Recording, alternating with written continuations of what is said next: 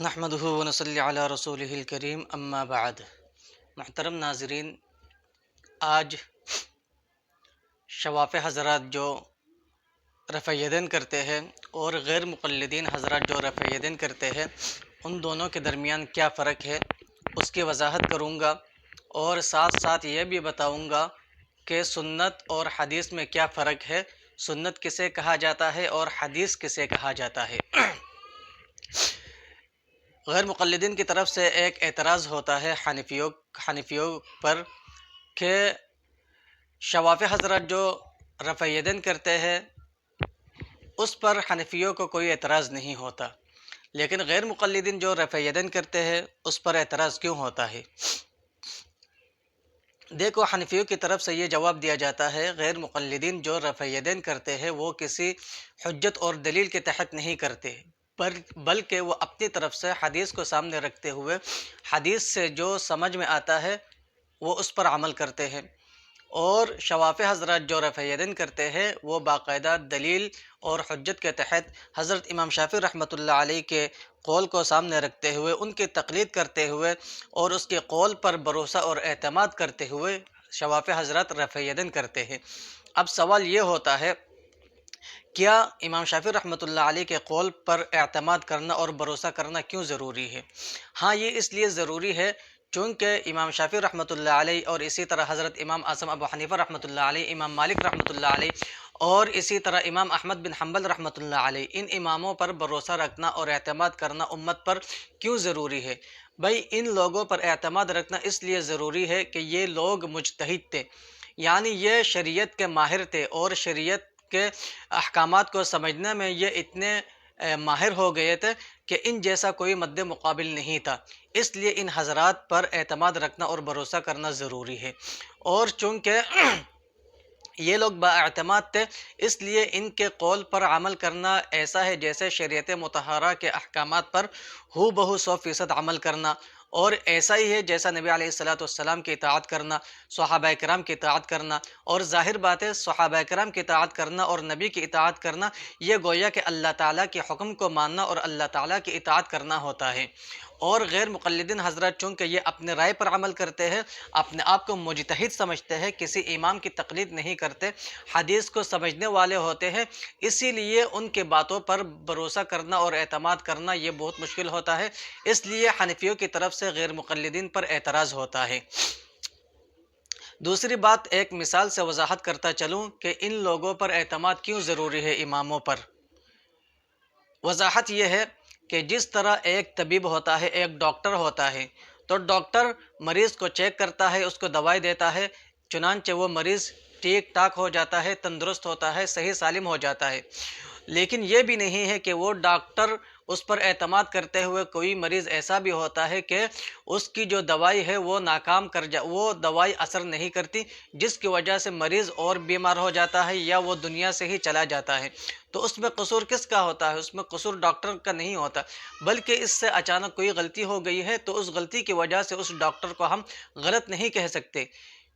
کیونکہ یہ ڈاکٹری میں ماہر تھا، لوگوں نے اس پر اعتماد کیا، بھروسہ کیا، لیکن اس سے غلطی ہو گئی ہے، لیکن لوگ پھر بھی اس سے علاج کرتے ہیں۔ کیوں؟ اس لیے کہ وہ اس فن کا ماہر ہو گیا ہے۔ اسی طرح کوئی ڈرائیور ہے، تو کوئی ڈرائیور ہے وہ اگر اپنی ڈرائیوری میں ماہر ہے، اس کے پاس لائسنس ہوتا ہے، تو اس کو اذنعام ہوتا ہے، اس کو اجازت ہوتی ہے، وہ کہیں بھی جائے وہ گاڑی چلا سکتا ہے۔ لیکن اگر کسی کے پاس ڈرائیونگ لائسنس نہ ہو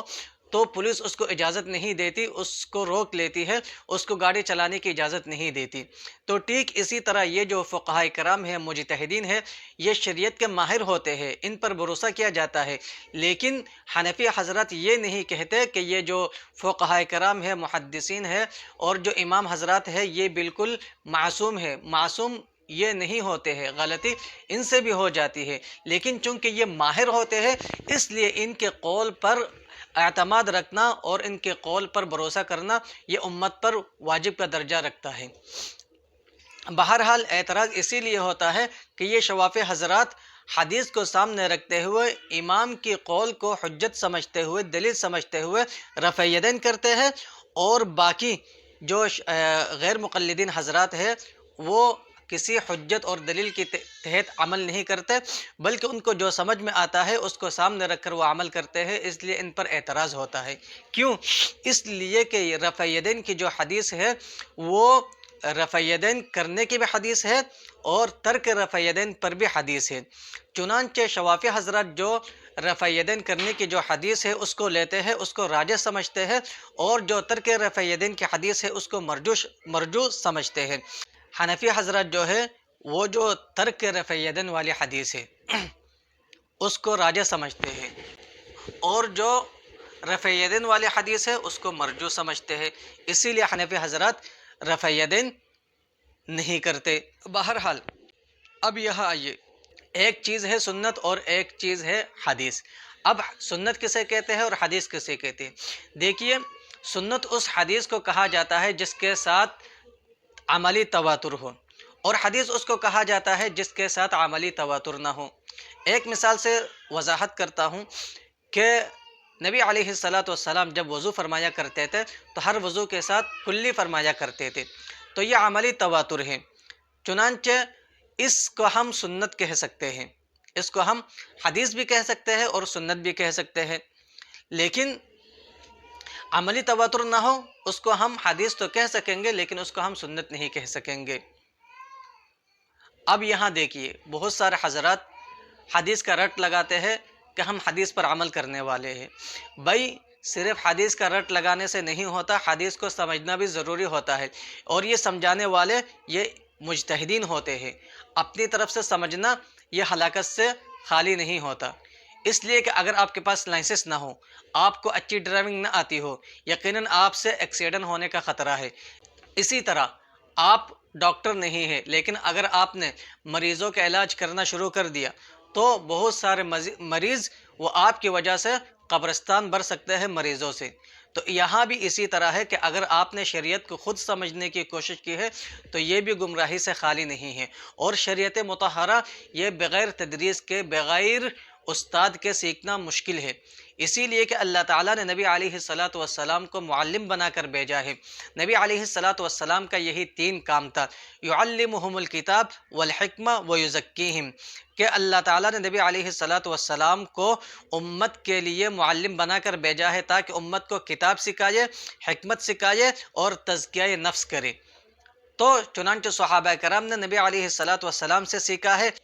صحابہ کرام نے تابعین کو دیا، اور تابعین نے تبع تابعین کو دیا، اور تبع تابعین سے سلف صالحین نے لیا، علماء نے لیا، اور علماء سے ہم لے رہے ہیں۔ اب اگر کوئی کہے کہ نہیں، میں اردو کی کتابیں دیکھ کر عمل کروں گا، خود عمل کروں گا، کسی سے سیکھنے کی ضرورت نہیں، تو بھائی علوم کا ہونا الگ چیز ہے، ان علوم کو سمجھنا اور اس کے مطابق عمل کرنا یہ الگ چیز ہے۔ شیطان کے پاس بہت زیادہ علم تھا، لیکن اس علم کو نہ سمجھنے کی وجہ سے، اس پر عمل نہ کرنے کی وجہ سے وہ راہ راست سے بھٹک گیا ہے، چنانچہ میں اس طرف جانا نہیں چاہتا۔ یہاں آپ کو سنت اور حدیث میں فرق وضاحت کرنا چاہتا ہوں۔ تو سنت یہ ہے کہ جس کے ساتھ عملی تواتر ہو، اور حدیث وہ ہے جس کے ساتھ عملی تواتر نہ ہو۔ اب اگر آپ کہیں گے کہ میں تو صرف حدیث پر عمل کروں گا، سنت پر عمل نہیں کروں گا، تو آپ حدیث پر عمل کرنے والے نہیں کہہ سکتے۔ دیکھو، نبی علیہ السلام سے بخاری میں حدیث موجود ہے کہ نبی علیہ السلام نے کھڑے ہو کر پیشاب فرمایا، اور اسی طرح بچے کو گود میں لے کر آپ علیہ السلام نے نماز پڑھی، اور اسی طرح بخاری مسلم ہی میں حدیث ہے کہ نبی علیہ السلام جوتا پہن کر نماز پڑھتے تھے۔ چنانچہ آج کے دور میں کوئی یہ کہے کہ میں جوتا پہن کے نماز پڑھوں گا کیونکہ یہ حدیث میں ہے، میں بچی کو گود میں لے کر نماز پڑھوں گا اس لیے کہ یہ حدیث میں ہے، میں کھڑے ہو کر پیشاب کروں گا اس لیے کہ حدیث میں ہے، تو ہر کوئی کیا کہے گا؟ غلط کہے گا، اور آپ اس بات کو تسلیم بھی کرو گے۔